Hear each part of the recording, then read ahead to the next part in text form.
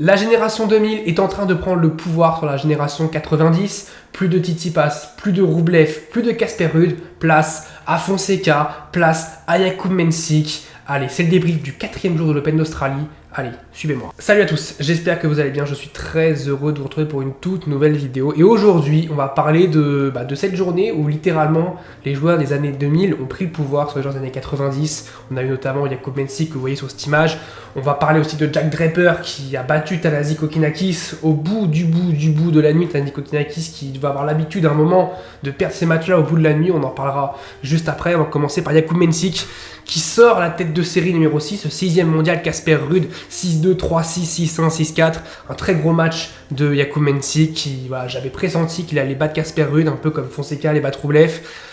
Mais encore une fois, j'ai l'impression que ces deux, Fonseca et Mensik, parce qu'on peut les comparer sur ces matchs-là, il n'y a pas ce côté où on se dit ils sont en sur-régime et puis ils écrasent Ruud ou Rublev. Non, ils sont un petit peu à leur niveau de jeu, pas moyen, ils jouaient très très bien, mais ils sont voilà, dans un niveau de jeu, ils sont pas en sur-régime, on se dit pas ça, ils vont totalement exploser. Non, ils sont à un niveau de jeu, on se dit ouais, on va encore les voir. Et pareil, voilà.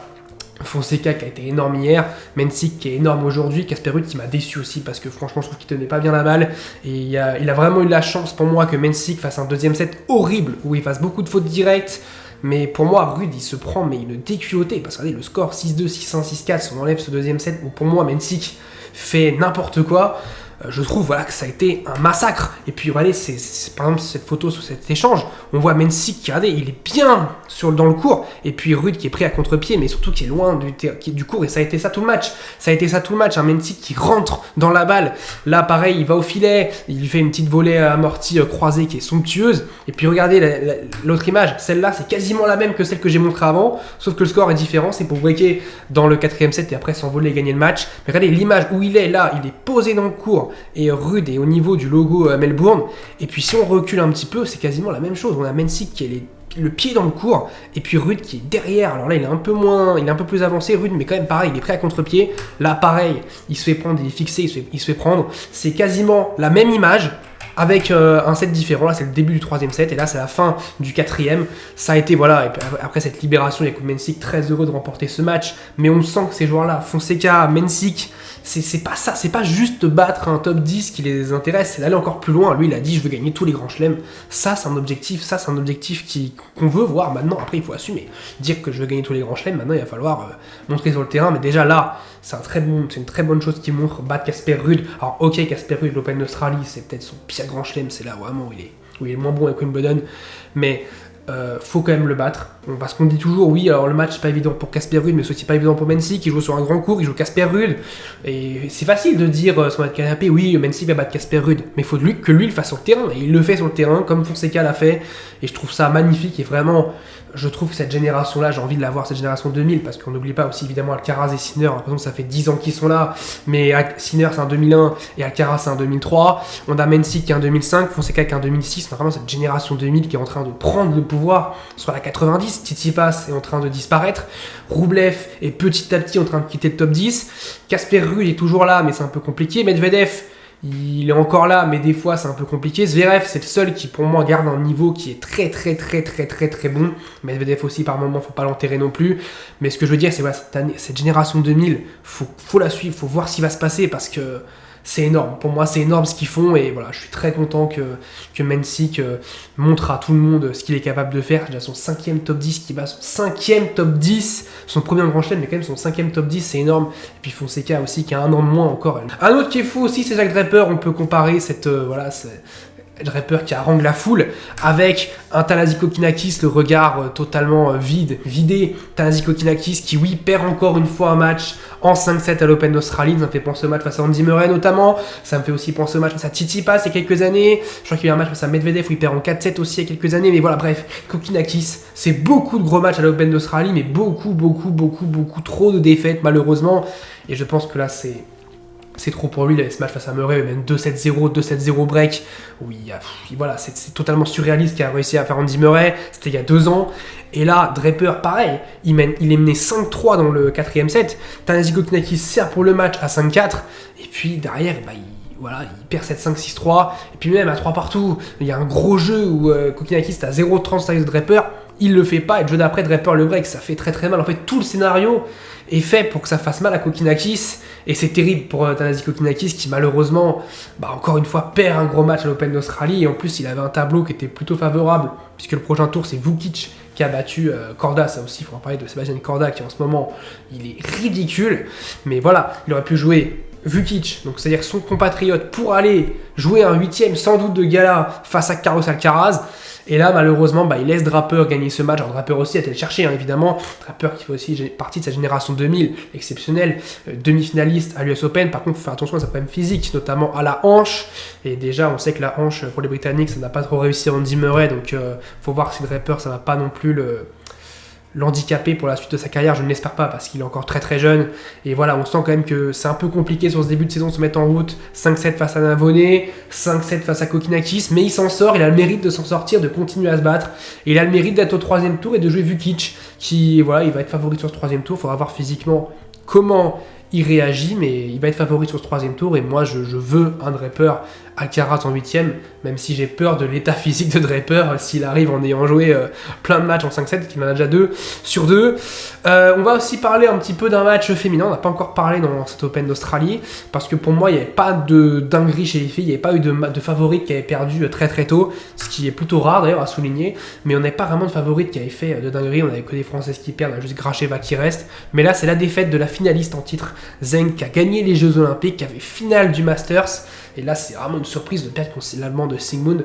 Et évidemment, c'est le premier gros fait de ce tournoi féminin, cette première grosse surprise avec la défaite de Qin Wenzheng, qui pouvait pour beaucoup aller gagner ce tournoi. Alors, elle avait un quart potentiel face à Sabalenka, mais malheureusement, on ne l'aura pas du tout. Sabalenka qui continue évidemment de jouer et de gagner, qui est en lice pour faire un triplé qui n'a pas été fait depuis Martina Hingis, donc ça fait quand même quelques années.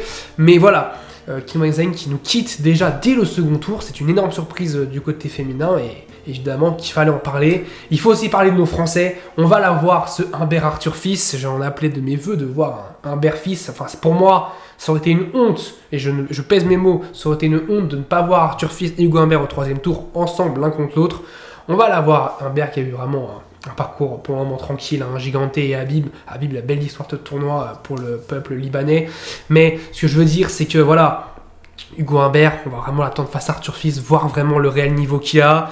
On a Arthur Cazaux malheureusement qui perd face à Fernley, qui avait battu Nick Kyrgios, qui continue sa belle série. Fernley qui jouera face à Alexander Zverev au prochain tour. Et puis on a l'abandon, on ne parlera pas du tout de l'abandon de Hugo Gaston, il n'y a pas grand chose à dire notamment là-dessus, mais Arthur Fils qui s'impose face à Quentin Alice. Match compliqué parce qu'il y a eu la pluie, il y a eu l'interruption, près de 2 heures d'interruption, on a senti que ça pouvait mal tourner pour Arthur Fils. Au final, ça s'est plutôt bien goupillé pour lui, même s'il lâche un set. Mais on va vraiment voir, là, il faudra vraiment passer un step face à Hugo Humbert, parce que, voilà, face à Hugo Humbert, Hugo Humbert, il a quand même cette expérience-là de, si jamais il a une occasion, d'aller la saisir. Mais au moins, on a un Français en 8ème de finale, et ça, c'est déjà bien, parce que, voilà, on peut se contenter d'un Français en 8ème de finale sur cet Open d'Australie.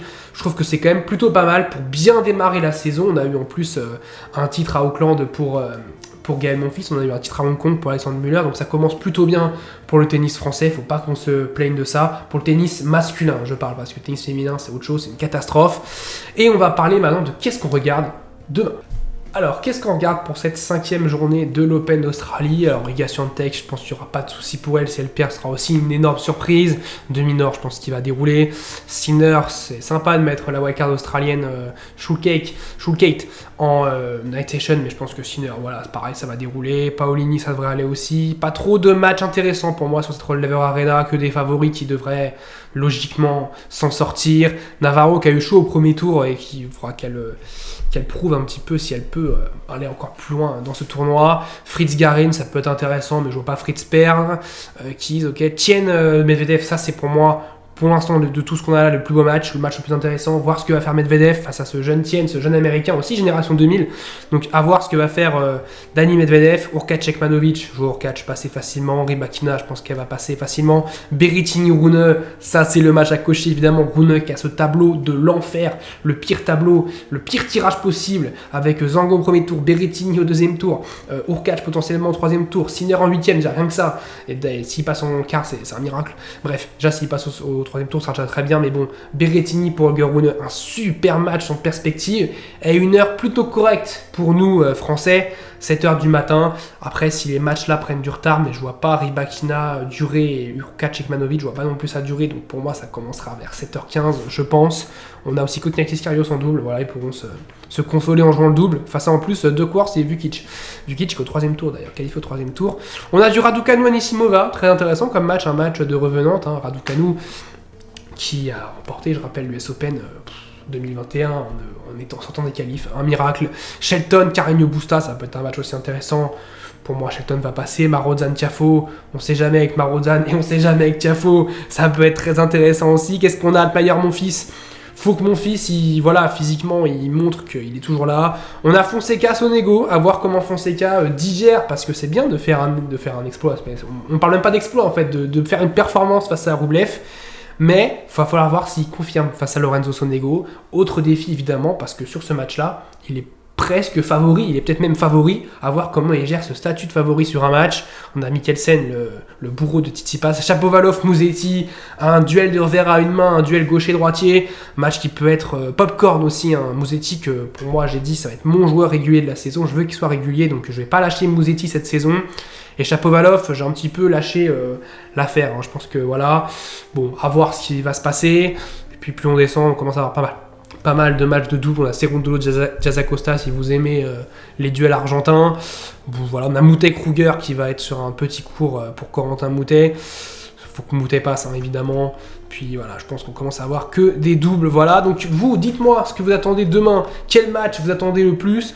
Moi, je dirais quand même ce Berrettini-Holger Rune qui pour moi est le match du jour. On a quand même aussi des matchs très très bien. Je pense qu'il faut suivre aussi, jeter un coup d'œil sur Medvedev et Tien. C'est bien, c'est que c'est pas en même temps parce que Berrettini Rune c'est à 7h du matin et Medvedev Tien ce sera allé au moins pas avant 10h30 vu que Keys jouera avant à 9h.